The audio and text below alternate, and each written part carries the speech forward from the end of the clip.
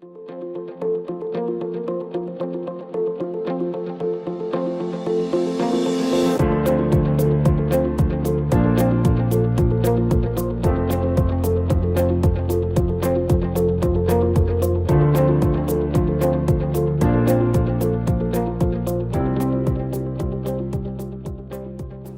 Daniel Call, I'm the National Sales Manager with Bein Air.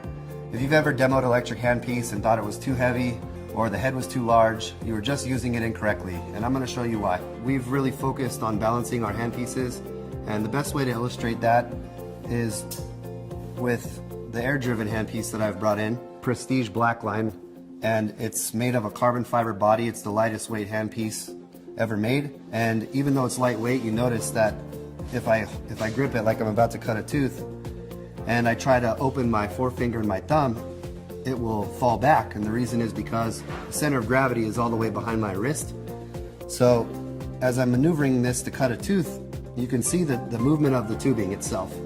That means that with every movement of my hand, I'm supporting the entire weight of the tubing.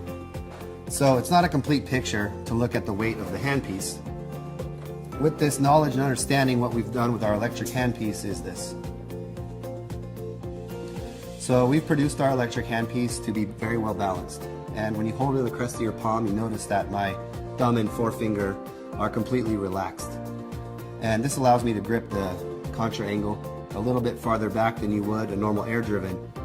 And the reason why dentists grip an air-driven very close to the neck of the head is, again, when you're exercising this paintbrushing technique, you need to have it very close to maneuver it because you're making repetitive strokes back and forth.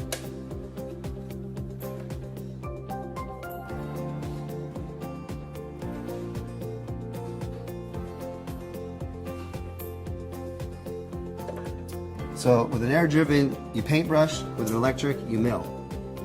And what you do is you balance the handpiece in your hand, and instead of moving the burr over the tooth repetitively, what you're going to do is just insert the burr to depth. Once you've got your depth cut, then you just move it around in the margin.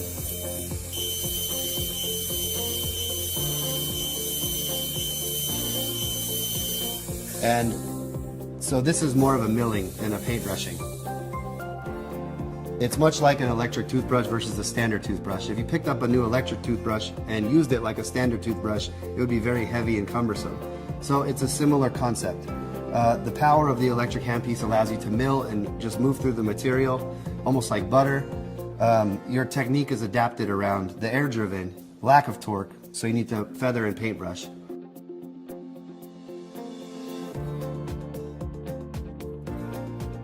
You'll notice that if you use an air-driven handpiece with a paintbrushing technique, the first thing you notice is that I need a lot of space to maneuver.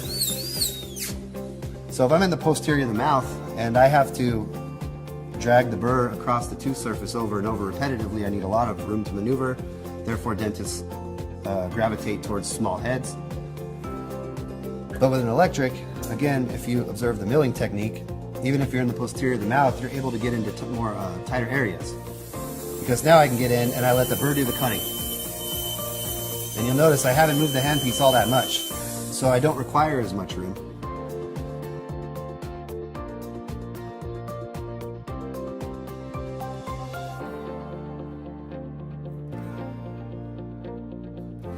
So from my experience, the objections of weight and head size are really unlocked with the key of the technique. The most important thing you're doing when you are demoing an electric handpiece is to be mindful of the technique and maybe take the instructions that I showed you today. And just to briefly review, first is to balance the contra angle and motor in your hand. It's going to be a little bit farther back. The second is just remember, even though it's in your muscle memory, you don't have to feather and paintbrush anymore. Go in and mill the tooth, reduce the material, and get out. Thank you very much for your time today. If you have interest in our products, we have an in-office demo program. You can sign up for that by going to our website, www.beinair.com.